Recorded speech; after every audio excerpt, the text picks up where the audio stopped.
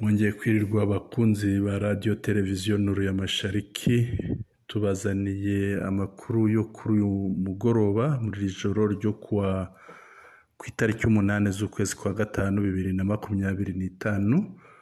Ndi Sentama, ntabwo ndi jyenyine, ndi hamwe n'umutumirwa wacu Mushakamba muri studio. Mushakamba, mwiriwe neza muraho? Sentama, umugoroba mwiza. Umugoroba mwiza Mushakamba. Meze neza. Turaho. Uyu munsi bibaye irindi joro rya makunguru. Makunguru ariko zirimo zirakabakaba hafi Kigali kuri iyi saha ya 5:05. Ubu ziri kugera i Kigali rwose, ubu ziri mu mugwa barimo bazifotora. Ziyemeje kwitwikira ijoro. Kugenda ku manywa kirazira kuri makunguru. Ahubwo iyo baba ibihunyira nk'aba bandi ntibabe makunguru. Amasaha bagendera arabagaragaza. Ngo uyu munsi bya bitwaro byabo buriya bigenda mu byiciro bitewe n'ibihugu. Buriya ibyagiye bishobora kuba ibya mbere byari ibyo muri Tanzania. Kuko uyu munsi wabonye ko hagiye byinshi. Yego. Hakoreshejwe imodoka 41. Ni ukuvuga ziriya ni za Afurika y'Epfo. Hakoreshejwe imodoka 41 mu gihe ibyiciro bibiri byabanje byakoresheje imodoka 49. Ni ukuvuga iki cyiciro nicyo gifite byinshi kurenza ibindi byiciro. Yego. Rero nk'uko twari twabivuze nyine ni ubushobozi. Yego. Igihugu kirwanaho. Yego. Buri gihugu kirwanaho kigatanga ubushobozi mu gucyura abantu bacyo. Yego. Ndetse n'ibintu byacyo n'ibikoresho byacyo. Yumvikana. Makunguru ntituzitindaho. Yego. Ahubwo turi buze kureba inkuru yaturutse i Vatikani. Dufite ingingo turi bugarukeho nyinshi, banza zitunyuriremo. Yego. Kugira ngo tuzinyuremo twihuta. Ibyo dushaka kuganiraho, turareba habonetse papa mushya. Yego. Wa mwotsi wera wasohotse. Wasohotse. Naze mbona abantu bavuza impundu babonye uwo mwotsi. Kiliziya Gatolika ifite abantu benshi. Yego. Kandi bayirimo bya nyabyo cyane. Yego. Ku buryo bari bahangayitse kuba nta papuro aboneka. Ingingo rero tureba turagicisha tureba ukuntu Kinshasa yagerageje kubikurisha kuri AFC M23. turaza kubona ariko Mushakamba n'u Rwanda Kinshasa iracyagerekaho ibintu irubeshyera. Mubizi se ko babijyanishanya bikurikiranye? Irubeshyera iracyabeshya ibintu Kinshasa rwose. Hanyuma turaza kureba igoma AFCM 23, ni ukuvuga ingabo za AFCM 23 zatangiye igikorwa nyacyo cyo kugarura umutekano mu mujyi. Yego. Zikora ikintu bita umusako. Umusako ni mu rurimi rw'Igiswahili. Ni ukuvuga ni gusaka mu ngo. Yego. Bakaba bahereye kuri quartier yitwa Gatoyi. Turaza kubona ibyo bavanyemo. Binagaragaza n'impamvu umutekano wajya guhungabana Mushakamba. Yego. Kuko ibikoresho bya gisirikare bingana kuriya bivuye muri quartier imwe, kandi ubu utizeye ko nabimazemo. Ntabwo babimazemo n'ibishoboka. Hari aho babitaba, hari aho babihisha, ukaba udashobora kubimaramo byose muri iyo quartier. Ariko hakavamo bingana kuriya, ni ikigaragaza ko harimo abagizi ba nabi. Yego. Aho ni muri Goma. muri quartier yitwa quartier Katoyi ya mbere. Aha rero turaza kujya Ibinyasenge ni hahandi ku kiyaga cya Edouard muri Rubero. Muri Rubero aherutse gufatwa. Turaza kureba ubuyobozi bwa AFCM 23 bwakoreyeyo inama n'abaturage. Turaza kwerekeza turebe uko byari byifashe. Yego inkuru tuganiraho nizo ngizo. Yego, reka tuzinjiremo mu buryo burambuye kandi twihuta. Tuzinjiremo mushakamba turebe papa yatowe. Bimeze bite? Ninde? Ni umuntu ki mubahe? Mu gitondo umwotsi w'umweru wari wabuze, habonetse umukara. Yego. Ariko bongeye gutora haboneka umweru. Yego. Kugira ngo bamaze gutora ku nshuro ya 4 cyangwa ya 5. Yego. Papa wabonetse rero ni umunyamerika uturuka Chicago. Yego. Akaba yafashe izina rya Papa Leo wa 14. Leo wa 14. Yego. Uyu mugabo rero usanzwe yitwa Robert Francis Prevost. Yego. Uyu mugabo nahoze ndeba amateka ye. Yego. Nuwo mu bapadiri b'aba Augustine. Yego. Akaba yarabayoboye cyane, yarabaye ahantu hitwa muri Peru. Yego, Peru ni muri Amerika y'Amajyepfo. Yego. Aha muri Peru habaye umupadiri kugeza ubwo bamuhaye inshingano zitandukanye, ajya kwiga. Yego. Ajya gufata amasomo atandukanye ajyanye na Kiliziya Gatolika muri Roma. Yego. Kugeza ubwo yashinzwe Kiliziya Gatolika muri Peru yose. Yego. Ni umugabo ufite ibigwi. Yego. Ikindi nakurikiranye nabonye ngo ashobora kuba afite ibisanira n'Abafaransa.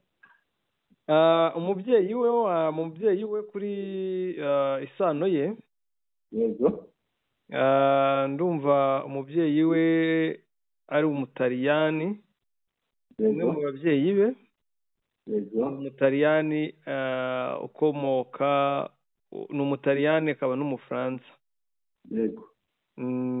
Ndumva ndi buze kubibona kuko biri hafi mu byo nari nahoze nshyira hafi.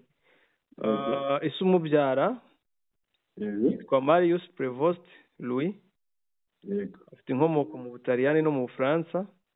Yego. Nyina akitwa Mildred Martinez, agakomoka muri Espagne. Yego. Urumva kuba akomoka mu Butaliyani bihita byumvikana ko ari umugaturika, kuko ngira ngo Itali niyo yiganjemo abagatulika cyane. Yego. Ariko ni nayo irimo Roma, birumvikana. Yego. Uyu mugabo usibye kuyobora aho twavuze agiye hatandukanye, yabaye karidinali ejo bundi 2023. Yego. Kubera rero ibyari byatangajwe na Trump. Yego. Abantu benshi bari kuvuga ko habayemo influence ya Amerika nk'igihugu kinini. Yego. Kugira ngo uyu mugabo abe karidinali, cyangwa se akaba habayeho kwinjirira sisiteme y'amatora y'abapapa y'abakaridinali. Yego. Uyu mugabo akaba yabaye papa, usibye ko ibyo ntabwo twabitindaho. Ariko ngo ni papa wa 627. Bamaze gutambuka ari benshi. Ariko igitangaje ni ukuba ari we munyamerika wa mbere ubaye papa. Yego. Ndetse akaba ari nawe nako akaba nta munyafurika uraba papa. Yego. Muri abo magana ngahe. Yego. Ndetse umenya nta n'umunyaziya uraba papa. ariko abantu batunze neza nituvuga Amerika tuvuge leta zunze ubumwe za Amerika n'uwo muri leta zunze ubumwe za Amerika. Yego. Ariko kuvuga ko ari we umunyamerika wa mbere ubaye papa nivuga niwe papa wa mbere ukomotse muri leta zunze ubumwe za Amerika, kuko twarababonye hari abagiye batorwa bavuye muri kiriya gice cya Amerika y'Epfo. Amerika y'Amajyepfo. Yego.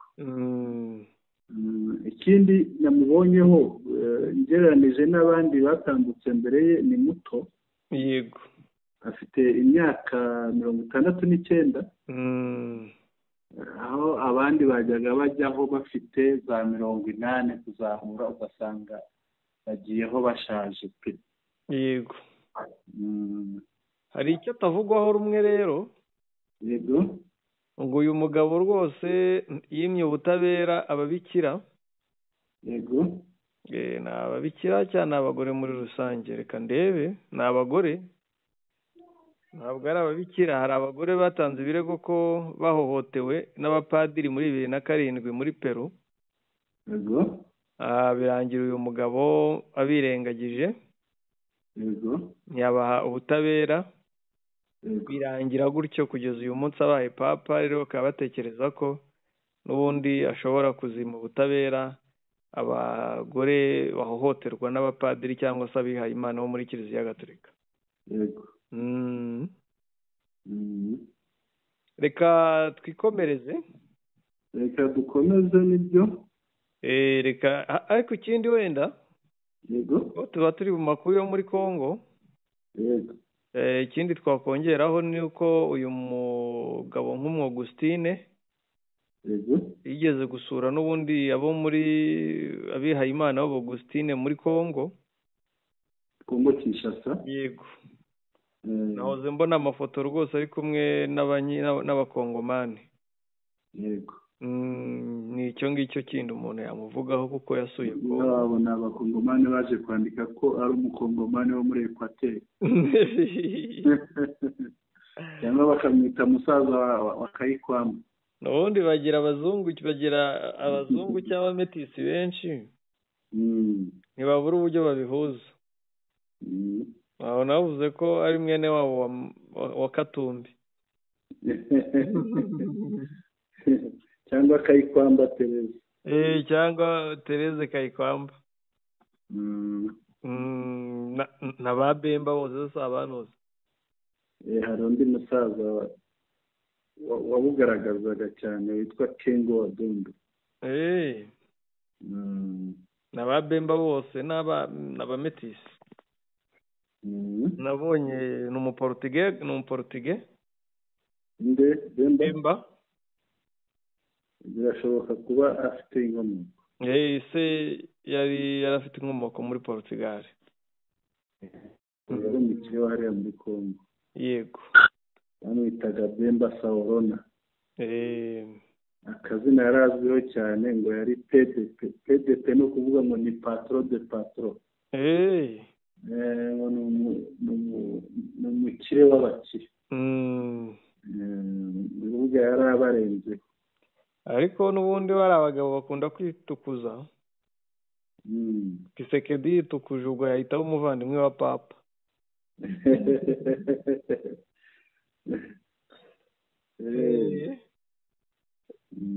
Twikomereze n'amakuru yacu. Reka dukomeze. Hano umugabo arimo akwirakwira hose, ahantu batarimo kumushyira amafoto ye. Ariko dukomeze turebe Kinshasa ngo yageretseho urusyo AFCM 23. Yafashe ibyaha byose byabereye muri Kongo, menya no muri Sudani byose ibigereka kuri 23. Ibyazanwa n'imyuzure n'ibyo. Nahoze ndisoma. Nahoze ndisoma rwose urabireba ugasanga biteye ubwoba. Birumvikana. Reka tunyure muri iryo tangazo twihuta. Iri tangazo ariko nibyo nahoze nkubwira. Rya Jacques Me asigaye ariwe Muyaya. Ariwe Muyaya w'iki gihe. Nibyo ariko Muyaya Muyaya yaracecetse. muyaya ubona yaracecetse ariko Jakeme asigaye amurenzeho. birumvikana bose baba bagira ngo barebe ko Kisekedi yagira uko abavuga neza cyangwa abafata neza. ni ukwigura bakemera bagashyira hanze propagande zidakwiye. Minisitiri Jakeme kuko rero ni minisitiri wo bita interiyeri, ni ukuvuga minisitiri w'ubutegetsi bw'igihugu, sekirite, umutekano, desantralizasiyo, kwegereza ubuyobozi abaturage, ya fertimiere. Ubwo rero akaba yasohoye itangazo uyu munsi. Yego.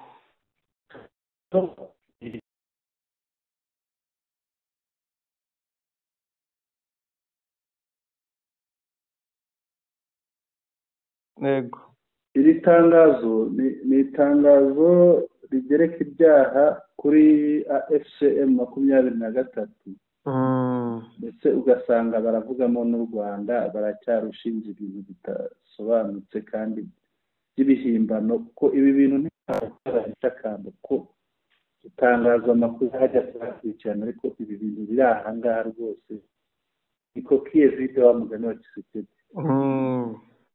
Yanditse ngo le ministre de l'Intérieur, de la Sécurité, de Centralisation et Affaires coutumières forme l'opinion nationale et internationale que l'armée rwandaise et ses supplétifs M23 AFC continuent de commettre des actes de violation et de l'intégration du territoire national, des assassinats, des bombardements aveugles, des tortures, viols et des pillages.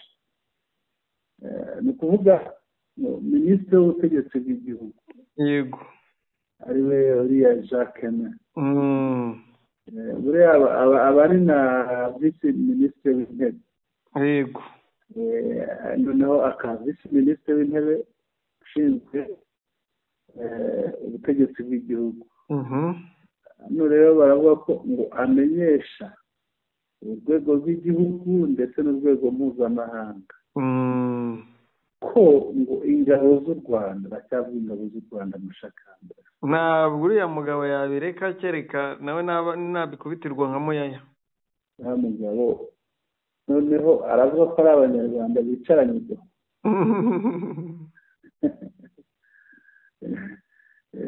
ingabo z'u Rwanda n'abambari bazo ba M23 AS continue de commettre des actes de violation, bakomeje ngo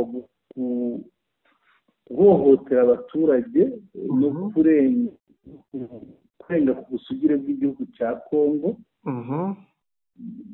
ngo bica, batera amabombe mu buryo bwa buhumyi, ni bwa buryo bajyaga bakoresha nibwo bagaruye ku Rwanda. Bameze nk'abari gukopiya itangazo rya 23 mu myaka yashize. Noneho ngo bica rubozo, torture, bafata no gusaba. Shakamba ni rero ibikorwa by'ubusabuzi hafi hariya muri Kongo.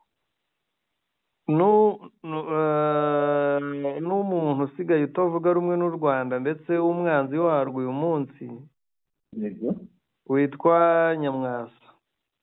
Yego. Yari kuri televiziyo baramubaza ati Kongo iravuga ko ingabo z'u Rwanda zafashe ku ngufu zibye zayize gute? Arangije ati nubwo uyu munsi hari byinshi tutemeranya. Ati bikare muzakirega ikindi ariko ibyo bibaho. Ati muzabarega ikindi atari ko ibyo ntibishoboka. Ati nta musirikare w'u Rwanda wafata ku ngufu, nta musirikare w'u Rwanda wakica abantu, nta musirikare w'u Rwanda wakwiba. Naho Minisitiri Jacques Mewe rwose, reka dukomeze. Igitangaje mbere yo gukomeza, yego, si ibintu byasohowe na sosiyete sivile. Yego. ibintu byasohowe n'umuryango runaka wita ku burenganzira bwa muntu. yego Ni minisiteri. yego aho izo raporo Jacques Mazikura rero mu butaka atayobora yego simbizi ahariho, ariko yirengagiza amavideo atandukanye afatwa na wazarendo zivuga ko zigiye kwica abantu, yego ndetse zirimo no kubica zibigaragaza. Dukomeze n'itangazo noneho. Les faits les plus récents sont les suivants. Ibikorwa nk'ibyavuzwe haruguru ngo biheruka kuba ibi bikurikira. Kurikire neza aha ngaha mushakamba. ngo plus de 308 cas d'assassinat et d'exécution sommaire, 124 cas de viol, plus de 315 cas de torture corporelle, plusieurs centaines de cas de recrutement forcé, dont le plus récent est celui de 35 jeunes dans le territoire Nyiragongo, le 23 avril 2025, des arrestations arbitraires dans des conditions inhumaines, plusieurs cas de pillage enregistrés entre le 12 avril et le 7 mai 2025, ainsi que la spoliation et la destruction des immeubles de l'État dans la province du Sud Kivu sur plus de 10 sites différents, transformation des entités coutumières en cités et centres, nomination des animateurs dans ces entités, remplacement de certains chefs coutumiers au profit de personnes sans aucune légitimité coutumière, assassinat et enlèvement des chefs coutumiers, dont celui du chef de groupement de Rusayu en territoire de Nyiragongo, Janvier Kabumba Bangumia, et son fils, enlevé par les éléments RADF M23-AFC depuis le 4 avril 2025. Donc, iki kintu tugisobanura neza cyumvikana. Aha haravuga ati izi ngero z'ibi bikorwa atanga, aravuga ati ubwicanyi burenze 308. Aba bantu bishwe barenze 308 byabereye. Icyo navuga nk'uko mama 23 yavugaga bapfuye ikavugana n'amazina yabo, yego nawe natanga amazina yabo kuko ashizemo amazina wasangamo na Cirumwami. Noneho reka dukomeze. Akavuga agatanga ingero 124 z'abafashwe ku ngufu, ibintu byabereye. Agatanga ingero za 315 bakorewe iyicwa rubozo, ibi byakorewe. Akavuga noneho ngo amagana n'amagana, yego, y'abashijyanwe mu gisirikare ku ngufu. Babandi bakora ama interview tureba bavuga bati turishe. Noneho muri ayo magana akavuga ngo urugero ngo n'urubyiruko 35 bo muri Nyiragongo. Yavuga ry'amagana aramategeko 35 bo muri Nyiragongo ngo binjijwe ku ngufu mu gisirikare tariki 23 z'ukwa 4 2025. Shakamba recrutement force ibera ko tutabibona. Ese yaba ari force tubyemere? Yego. Yaba ari force umusirikare wajyanwe mu gisirikare mu buryo bw'ingufu bw'agahato, yajya ku rugamba agatsinda ingabo ya leta? Nta nicyo yakora, ahubwo niyo mpamvu ubona ziriya ngabo za Kongo zitsindwa. Yego, nuko baba bazitwaye batyo. ntiwagiye ubona abana batangaga ubuhamya se ndetse n'abaje mu Rwanda bavuga ati baradushoreye tubwira ko nitutagumana nabo batwica. avuga agatanga ingero ariko ntashyiraho imibare ngo z'abafashwe nta mpamvu yo kubafata kandi ngo bagafatwa mu buryo butari ubwa kimuntu. agatanga ngo ingero nyinshi z'ubusahuzi zabaye hagati ya tariki 12 z'ukwa kane na tariki 7 n'ejo. ubwo kuri ruko ubwo hari ahasahuwe ariko ntaho tuzi. noneho ibyo ngo byabaye noneho ngo no kunyereza no gusenya ibikorwa remezo bya leta mu ntara ya Kivu y'Amajyepfo. Yego. ahantu harenga 11. Se yajyatanga n'ibimenyetso. akavuga nta kimenyetso ashyiraho. akavuga uburyo ngo hahinduwe guhindura inyito y'ahantu cyangwa se imiterere y'ahantu. bagafata ahantu ngo bakahita mu mujyi. ntabyo twamenye, ntabwo twigeze tubona. bakavuga gushyiraho abakangurambaga mu duce dutandukanye ngo basimbura bariya batware gakondo bari basanzweho.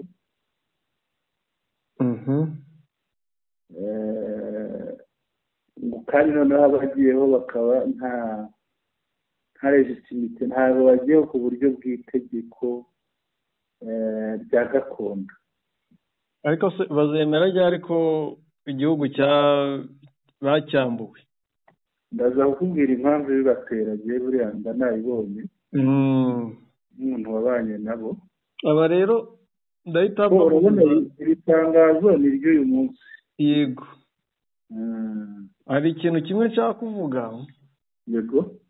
maze iminsi mbona Micombero yiharaje gupostinga ngo abantu baburiwe irengero i Goma n'abishwe. ariko natunguwe no kuba abanyamurenge baherutse kwicwa atarigeze bapostinga kandi nabo barapfiriye i Goma. kuri we buriya avuga ko atari abantu ariko babashyinguye gusa. babashyinguye. hari umuntu w'inshuti yanjye wari uriyo twaje tuvugana yagiyeyo. yari yagiyeyo. yego. barabiterwa n'iki? icyo mbona cya mbere mbona nuko ndaza kukigeraho mwemerera iri tangazo mbanze ndisoze. noneho ahangaha muri aba banyerezwa n'abanwa ku butegetsi ngo gakondo bwabo, agatanga urugero rwa hariya muri Nyiragongo witwa Janvier Kabumba Bagumya ngo n'umuhungu we ngo banyerejwe ngo tariki 4 z'ukwa kane ngo kugeza n'ubu. izo ni za FDLR. noneho ari Rusayo. ni Rusayo muri Nyiragongo. Rushayo. ikindi ngo ni renforcement des effectifs militaires RDF M23 AFC sur les différentes lignes de front suivi d'attaques contre les positions des forces loyalistes et des bombardements aveugles sur des entités d'enseignement tête à Albero. yego urakiri. Ruchuru, Amasisi, Nord Kivu, ainsi qu'à Karehe, Kabare, Fizi, Warungu, dans le Sud Kivu, en violation flagrante du cessez-le-feu. aravuga ko ngo M23 yego akashyiramo n'u Rwanda mushakamba ngo barongera ingabo barongera ingabo ku mirongo y'urugamba itandukanye, noneho ngo bakanagaba ngo n'ibitero ku birindiro bya FARDC, ngo bagatera n'amabombe mu buryo bwa gihumyi ku ahantu hatuwe cyane, akavuga nk'Irubero, akavuga Irucuru, akavuga Masisi, ibyo bikaba ari ibice byo muri Kivu y'Amajyaruguru, akavuga Karehe, akavuga Kabare, akavuga Fizi, Warungu. Izi ni za teritware zo muri Kivu y'Amajyepfo, ngo kandi ibyo bakabikora ngo barenga ku gahenge kashyizweho kuri CCRF. Umugabo rero afite ikibazo, usibye nyiri ku izamu cyangwa basigaye bakora mu buryo bw'izamu, hakagira usigara ku izamu undi akajya kuruhuka akazagaruka akamusimbura. Usibye muri Rubero wenda n'izo za Warungu hepfo aho, yego, ariko FARDC iheruka gusohora itangazo ivuga ko ingabo zayo ziri mu birometero za Rubero na za Warikare hirya byinshi cyane uvuye i Goma. Yego, kuvuga ko habayeho gutera ingabo zabo muri Rucuru na Masisi na Karehe, ko ibyo bice biyemereye ko byabohowe na 23. Izo ngabo zabo zatewe gute? Ahubwo niyemere ko arizo zateye zirakubitwa mushakamba. Ikintu mubwiza ukuri, yenda Masisi yo hari utuntu hirya no hino tugihari. Yego, ariko se ntabwo turi muri FARDC izirikana ibirometero, ariko ufashe nka Rucuru, FARDC uri muri Rucuru, wakuyemo imyenda akihisha, nawe si umu FARDC, kuko FARDC mu itangazo ryayo yego yavuze ko FARDC kuri axe ya Rucuru Rubero iri mu birometero 300 uvuye i Goma. Yavuze 300. Yego, kandi nubara ibirometero 300 urasanga ari hafi za Butembo. None umuntu yavuye Butembo agera Rucuru gute? Cyangwa ari Rucuru y'Ubutembo. Byashoboka. Ahandi bavuze bafite ibirindiro ni muri Warikare. Ko nta birindiro bahafite. Itangazo rero Masisi. Hari abakirimo se wazarinda zose mayimayi na nyakuri. Ariko ahantu bari ni biriya bice bya za Katoyi, ariko FARDC yo ntibyemera, ntibabara nk'abasirikare bayo bahari, ariko azagira ubutwari bwo kwandika ko hari n'ababiri. Aho ntibabyemera nk'uko bavuze ko mushikamba ikimaze kugaragara, uburyo tuvuga ingabo z'ababirigi ziri hariya, ntabwo tuzivuga ku buryo zihari. Tuvuga bake, bahari ku buryo burenze uko tubivuga. Twe tuvuga bitewe n'abapfuye, ariko abahari ni benshi cyane, ni benshi kandi bapfiriye impande zose. Yego, aha ngaha rero urumva ko naho harimo ibinyoma. Noneho hano ngo persistance dans la mise en place d'une administration parallèle matérialisée par la nomination des chefs de division des centres de cellules. Aha ngaha kubera ko AFCM 23 ikitsimbaraye ku buryo bugaragarira mu gukomeza gushyiraho ubuyobozi bubangikanye n'ubwa leta. Ubuyobozi bubangikanye n'ubwa leta, aho bigaragarira mu gushyiraho abo bita ba chef de division, abo bita ba chef de centre n'abo bita ba chef de serire. Noneho agakomeza ati intensification du pillage de minerais de Rubaya iracyabarya avec le lancement le 2 mai 2025 à Sake des travaux de réhabilitation de la route Sake-Masisi exécutés par Delta Construction SARL, une entreprise rwandaise créée en 2008 et enregistrée au registre de commerce de la République du Rwanda sous le numéro agashyiraho imibare nka ntabwo ari iyi mibare niyo baba barebeye ku ntuza ntabwo entreprise bazaregisitara ku mibare imeze itya pe. Iyi mibare urabona iyo ugiye kwishyura ku irembo reka nakubwiraga iyi mibare. Yego, imibare avuga hano ngo iyi entreprise yanditseho iyi company yanditseho ni imibare imeze nk'imwe iyo ugiye kwishyura ku irembo hari imibare baguha wishyuriraho. buriya nabo niyo bafashe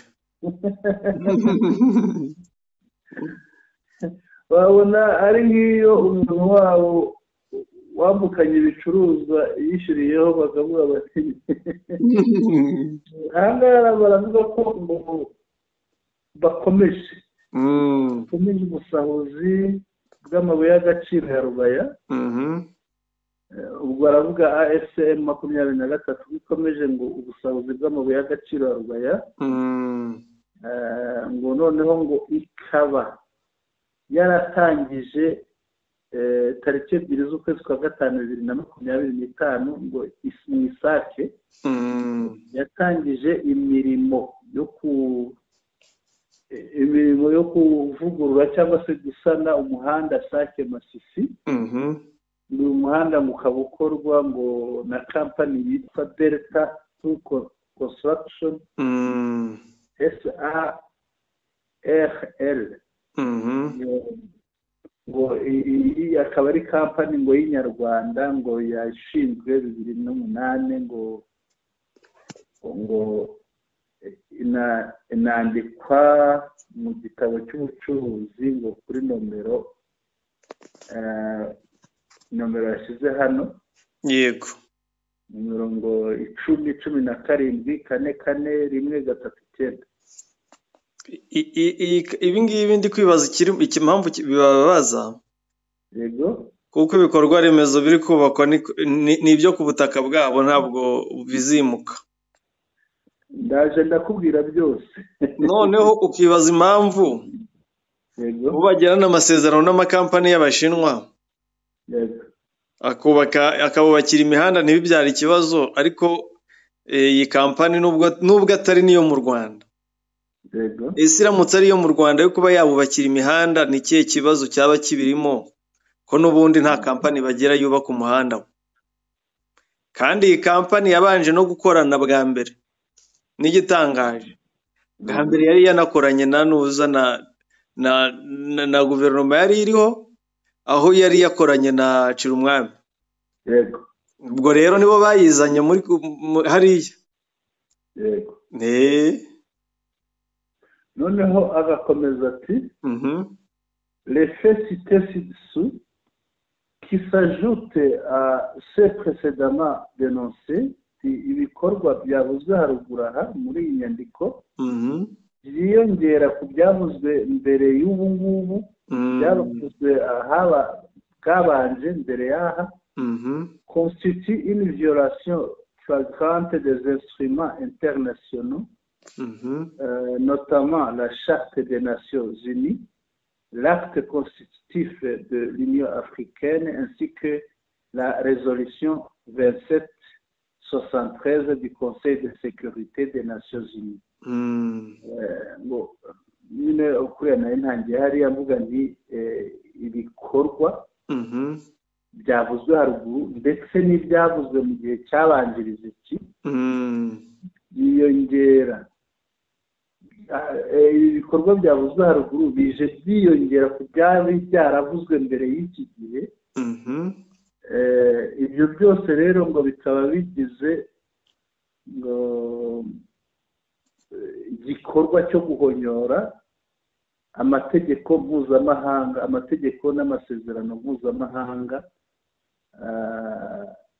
itegeko ry'umuryango w'ubumwe, umuryango w'abibumbye,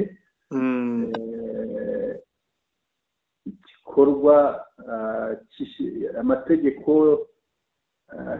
ashyiraho umuryango w'ubumwe bwa Afurika. Yego. Ndetse ngo na wa mwanzuro bawuhagararaho cyane. Uhuza amafaranga bawutanzeho. Barawuguze, barabahenze reka bawuhagarareho. Uyu mwanzuro wa 27/73 w'akanama k'umutekano w'umuryango w'abibumbye. Umwanzuro warabahenze cyane. Ikibazo uzahora mu mpapuro zawo ariko ntuzashyirwa mu bikorwa. Noneho agasoza avuga ngo Minisitiri w'ubutegetsi bw'igihugu, umutekano no kwegereza ubuyobozi abaturage yakomeje kwegeranya ibimenyetso by'uburyo ingabo ngo z'u Rwanda n'abambari bazo M23 AFC ngo bakomeje guhonyora cyangwa se kuvogera ubusugire bwa Kongo, guhonyora uburenganzira bw'abaturage kugira ngo ubutabera buzakora icyo bugomba gukora. Ubwo rero akaba yasinye, yitwa Shabani Luko Jacques Bihango. Shakamba ndagira ngo mvuge ikintu nakubwiye nza kuvuga. Yego. Ikintu mu kinyarwanda bita ubworo, ariko atari ubwo mu kirenge. Ubworo bw'amata, bwo kubura amata.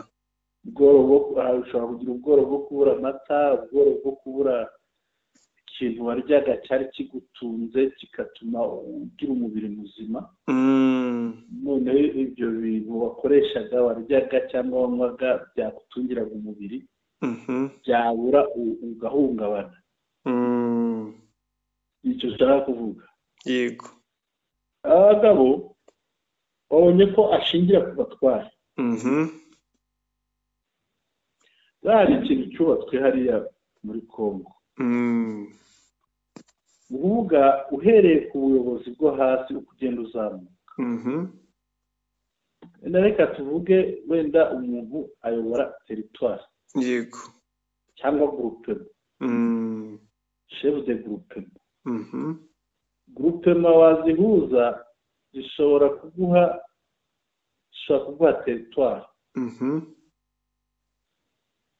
Wa wundi administrateur wa teritwari cyangwa se burugumestre wa komine, babandi bari munsi. Yego. Baba bafite ibintu bagomba gusaba mu baturage. Noneho bakagenda, ni ukuvuga niba bya bintu gutwara icumu rya shebuja ashyiraho n'agashyikiregeshwa ke, chef de groupement akagira ibyo asaba mu baturage. Nawe hari abandi baba bayobora munsi ye, ubwo nawe niko abagira. Yego. Noneho akamubwira ati ugomba kuzana ibi, ni amaturo. Yego. Wenda ni mu kwezi se, ni ku mwaka se, ni mu gihe kingana gute, ugomba kuzana ibi. Urumva ko umutereje abantu, arajya gushaka bimwe bamutumye, ariko anishakire n'ibye. Ni ukuvuga ntabwo ari gushaka ibyawe gusa wowe bamutumye wowe umuyobozi. Arashaka ibyawe, ashake n'ibye. Yego. Rimwe na rimwe akubeshya. Ubwo urumva ikintu bubatse ni nka cano. Yego. Noneho chef de groupement, niba wenda muri teritwari harimo groupement nk'umunani cyangwa eshanu, ubwo abo bashefu 8 cyangwa 5 bafite ibyo bari buzane bajyane kwa administrateur. reka tuvuge uri mu mwanya nk'umwe kiri umwami yahozemo. guverineri. Ariko ubwo ndavuga akamenyero ka leta ya Kinshasa. Noneho urabona ko guverineri munsi ye harimo ba administrateur cyangwa se ba burugumesitiri. Ubwo nabo bafite ibyo basaba munsi yabo, barahuza ubwo muri bya bindi bahuje baravana n'ibyo bajyana kuri wa wundi bayoboye hejuru guverineri, bagira ibyo basigarana nabo nuko nguko. Noneho intuzi ikomeze, urwo ruhererekane rukomeze. Uyu minisitiri rero nawe bigomba kuba bimugeraho, birumvikana. Ibi rero kuvuga gutyo ni ubworo, ibyamugeragaho byatangiye kugabanuka, biturutse muri Kivu y'Amajyepfo n'iya ruguru, yarabibuze urwo kugabanuka. kandi noneho wowe umuha ukurikije abazi ngo hahandi uyobora hafite, yego, abazi ahakize n'ahakeye. niyo mpamvu umuntu uyobora ahantu hari rubaya ntabwo yagana miliyoni 5 n'undi azana 5, oya, yego, bishoboka. ubwo uri ahantu nyine hakungahaye arazana byinshi, bitewe kandi nawe kugira ngo bahamushyire bamushyira kubera impamvu. yego. Ibi rero bikaba bigenda bigabanuka uko babambura ubutaka, babohora ubutaka. AFCM 23 ibohora ubutaka, ibi bikagenda bigabanuka. Ibi rero bikamuvugisha menshi, yego. buriya uzarebe uri umubyeyi urubatse, uzarebe nk'umwana iyo yatangiye gucuka, ushobora kumusangana umushiha. Yego. Uyu mugabo rero nawe ni umushiha umeze nk'uko kuko nabibonaga bazaga nko mu enda tumanuke tujye munsi ya groupema. Ahubwo se ntiwibuka ko Kinshasa yego baherutse gusaba abantu ngo baryaga ibintu biva muri Kivu zombi, yego, gushaka uko bahindura indyo. yego, urumva nawe rero guhindura indyo byamunaniye. cyane ko nabonye ngo yitwa Bihanga, niba ari Bihango, nk'umuntu ushobora kuba yarariyeho mu byo mu burasirazuba cyane. ni icyo rero nashakaga kukubwira, kwandika inyandiko nk'iyi. yego, nta yindi mpamvu, niyo ngiyo. aravuga ati ibyo nabonaga biturutse hariya byaragabanutse, niyo nzara, nta kindi. inzara ye rero navuga ngo yakoze kurangiza umuhango. yego, kuko ayo mafaranga yaryaga n'ayo banyerezaga. yego, uyu munsi niyo ari kuwusana umuhanda Masisi Sake, imyaka bamaze ntabwo bigeze bawusana. yego, uyu munsi niyo ari gukora umuhanda muri Nyiragongo. yego, ngira ngo wabonye ko barimo banakora gare muri Nyiragongo, bari kubaka gare. ibyo byose ni ibintu bitari byarabayeho mu myaka yose bamaze bayobora, ariko mu mezi 3 gusa, mu mezi angahe bafashe biriya bice, batangiye ibikorwa remezo by'indashyikirwa. yego, bamenye ko kiriya gihugu abantu bari kucyubaka, yego, batazamara kukigira paradizo ngo bakirekure, yego, ahubwo bo kukigarukamo bizabagora. yego, no kukibamo abashyitsi bizagorana cyane. kuko icyo nzi ni uko AFCM 23 nk'uko iri kubaka ni nako itegura cyangwa se izi kurinda ibyagezweho. hariho uburyo bwo kurinda ko ibintu byakuvuriye mushakamba nawe ntiwabona bibi. sinzi impamvu bari abagabo batabona ko igihugu kiri kubacika gake gake. ntiwabona byangizwa n'umuntu byangiza uko yiboneye. yego. naho ibi byo bizahoraho. twakomeza. yego. Ndashaka ko tuza kumva hari n'ubutumwa Corneille Nangaa yageneye diaspora, twaza kubwumvaho gato. ngira ngo bwari bumaze iminsi nuko abadiaspora bongeye kubuhererekanya. Hari igihe yakoranye inama n'abadiaspora online, yego, ariko hari n'abandi bari mu mujyi wa Goma. yego, icyo gihe nibwo ubutumwa bwatambutse, harimo gushira nk'ukwezi. okay. Dukomeze n'indi ngingo ikurikira. Turimo tuvuga, reka twimuke tujye kuri iriya, twavuga kuri Kinshasa, iyi nyandiko banditse ishinja M23 AFC ibinyoma, kuko nta ibintu bavuga nta na hamwe byigeze bigaragara.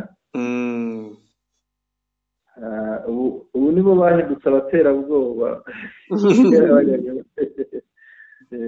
Tujye ku ngingo noneho yo kuba AFC M23 yakoze ubugenzuzi muri quartier ya Gatoyi, hariya muri Goma, ko biriya bice byari bimaze iminsi bivugwamo umutekano muke. N'ubu ntibyabura, rega buriya ahantu hakiva mu ntambara ntihabura ibisuma. Yego. Rero icyabayeho ni uko iyi quartier ya Gatoyi yasatswe urugo ku rundi, haza gufatirwamo ibikoresho bitandukanye bya gisirikare. Hagaragaye hafashwe imbunda 10, ntabwo batugaragarije ubwoko bwazo. Hagaragara magazine chargeur mu gifaransa, ubwo ni turiya bogisi tubamo amasasu ariko bafunga ku mbunda, yego, 32. Urumva utwujuje amasasu, urumva uko angana n'umutekano muke byateza. Bafatwa amagrenade 3. Ibi rero bikaba byafashwe uyu munsi hariya, babikoze mu rukerera. Bifatwa byafashwe mu rukerera iri joro ryakeye, bucya byari mu rukerera bujya gucya. Yego. Ubwo nivuga mu rukerera abantu bahita bumva ni guhera mu masaa 9 kuzamura ukaza ukageza mu gitondo.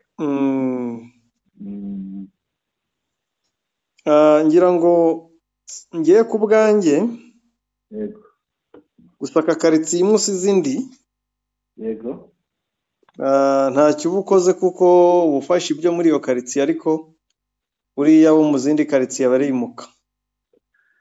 Bushakamba ntabwo twemeza 100% ko umuntu ntacyo aba akoze habonetse imbunda zigera mu 10. Nyine ufasha ibya hamwe, uko urumva imbunda 10. Buriya hari n'inyeshyamba, hari n'imitwe iba muri Kongo ujya wumva itagira imbunda zingana. Uretse ubu ngubu wenda Kisekedi yazibanyanyagijemo, ariko mbere wasangaga abafite Kalashnikov imwe bashinga umutwe. Yego. Abandi bakajya bitwaza amacumu n'imihoro. Ku bwanjye gusaka Goma neza kwari nko gutegura abasirikare ukayisakira rimwe yose. Yego. Ukayisaka mu ijoro rimwe, yego, ubatunguye. Yego. Ubu ngubu hari n'abatanyi n'abaraye n'abiriwe bacukura imyobo bari buzitabemo. Yego. N'abacukura mu mazu birumvikana. Yego. Hari n'abazirazimura bazijyana muri ya quartier, baza bakazikoresha ubundi bakajya kuziraza muri ya quartier cyangwa kuzishyira ahandi. Yego. Ariko yego ibyakozwe hari icyo byakoze, n'ibindi bizaba hari icyo bizafata, ariko bizafata bike cyane ugereranije n'ibyakagombwe ngiye gufatwa. Yego. Gusa nyine n'uguhozaho n'ubundi bizajya bigenda bifatwa gake gake. Yego. Kuko hariya arega buriya ikintu bagomba kumenya, yego, hari FDLR, yego kandi nayo ni bamwe mu bantu b'abanyamayeri cyane cyane cyane pe. Ari nayo mpamvu ibintu bikomeza gukara cyangwa gufata indi ntera. yego Gusa amaherezo y'inzira ni mu nzu, yego n'ubundi bazazakwa bisange bari mu magereza abo bagizi ba nabi. yego mu butumwa rero meya w'umujyi wa Goma yatanze, bamwibuka Bwana Julien irindi Katembo, ndumva ari Katembo. uwo nguwo mu butumwa yatanze yavuze ko abantu bagifite imbunda bagomba gushakishwa kandi abazifatanywe nabo bagahanwa by'intangarugero, n'abandi bazifite bagakomeza bagashakishwa. Ati iyi ni intangiriro. Ubwo rero abari bazicunze rero barigoma barabijya bari nenge. Birumvikana nako nibakora umutimanama nubagira inama bajye kuzitanga kikare. Bashobora kuba igihe cyararenze, ariko ubu n'uwayijyana ngira ngo bayakire. Ntabwo bayijyana ntacyo bamutwara, pfa kuba yijyanye ku bushake. yego Nubwo igihe cyarenze ayijyanye ku bushake bamubabarira, yego yasaba imbabazi rwose, akavuga ko yasanze atari ngombwa kwinangira, yego ahubwo akavuga n'abandi bazifite. yego twakomeza twajya muri Rubero rwose, twerekeze i Rubero. Rubero turagiye rero, tugiye hahandi ku mazi, yego mu kiyaga cya Edouard, ahaheruka gufatwa hitwa Runyasenge. Runyasenge rero habereye inama y'abayobozi ba AFCM 23 n'abaturage. yego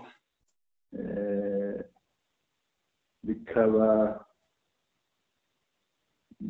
inama yari inama nziza mushakana, inama nziza, abaturage bishimye baganira n'abayobozi, ngira ngo babibonye. Muri biriya bice bitarimo FDLR, yego abaturage baho nta mutima mubi bafite. yego rwose ubona ko bayoboka neza. iyi nama rero baravuga bati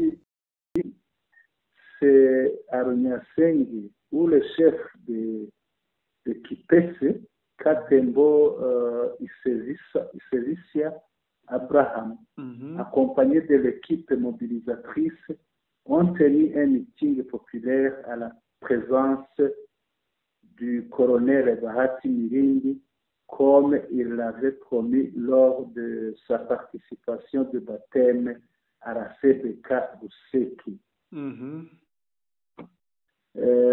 Hano baravuga ngo yego ahangaha kuko ni video, ni inyandiko iherekeje video. Ahangaha ni Runyasenge, aho shefu ni umuyobozi w'ahitwa Kipese urahibuka, ahangaha habereye imirwano cyane. yego Kipese rwose ugana Rubero centre. yego ubu hakontorwa na 23. yego uyu shefu wa Kipese akaba yitwa Katembo Isevisia Abraham, aho yari aherekejwe n'ikipe n'itsinda ry'ubukangurambaga. noneho ngo bakoresheje inama n'abaturage, aho bari hamwe na Koloneli Bahati Mirindi, nk'uko yari yarabibasezeraniye mu gihe yitabiraga umuhango w'umubatizo muri CBK i Ruseki. yababwiye ko ce petit maigre en esprit, c'est quelqu'un qui respecte sa parole plus que lui-même. aha ngaha baravuga ngo ni muto, ngo ariko ngo ni mukuru mu bitekerezo. ngo ni umuntu ngo wubahiriza ikintu yasezeraniye abantu. Il décide de risquer sa vie pour aller dire la vérité au peuple congolais du Grand Ben, la vérité longtemps falsifiée par le régime de Kinshasa. Ati yiyemeje kwerekeza hariya kugira ngo ajye kubabwira ukuri bari barahishwe na leta ya Kinshasa.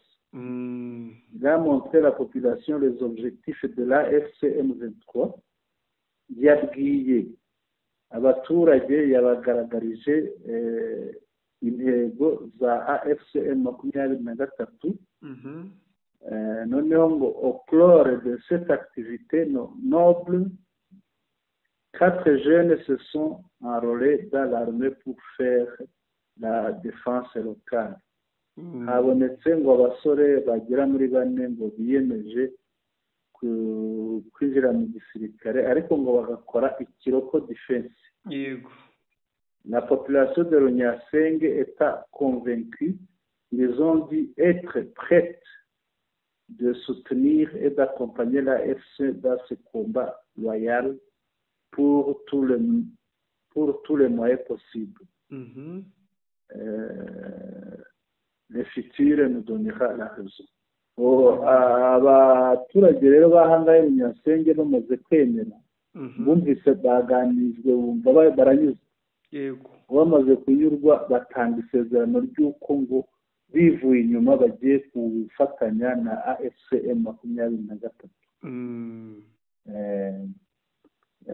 Noneho bakavuga bati ahazaza ni nko kuvuga ngo ibyiza biri imbere. Ahazaza ni heza. Sinzi nubwo tutakina nta byinshi twakongeraho. Yego, nta ibyo navuze ngo tukina ariko ndumva atari ngombwa. Oya, si ngombwa. Bisobanuye nk'ibisanzwe amavideo aba yakenera tuyaba duciye mu gikari. Yego. Ubwo nyine baca mu gikari bakayadusaba. Yego. Bwana Sentama twagana ku musozo. Reka ngushimire rero mushakamba. Urakoze nanjye ndagushimiye. Urakoze cyane.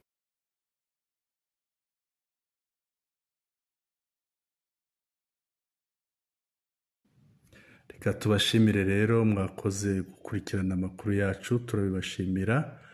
Turabibutsa kandi gukanda subscribe ku batarabikora. Abamaze kubikora mwakora n'ibindi kandi mwese mukande like bituma tubona neza ko mukunda amakuru yacu kandi natwe tukabyishimira. Ikindi bikatwubaka. Mukande share ni ugusangiza amakuru yacu inshuti zanyu kugira ngo nazo ziyumve zijye zidukurikira. Ikirenze ibyo rero mwatwandikira mubinyujije muri comments, mukadushyikiriza ibitekerezo, inyunganizi n'ibyifuzo byanyu kugira ngo turusheho gukora neza ibyo tubakorera. Murakoze rero, ijoro rihire kuri mwese. Mwari kumwe na Sentama.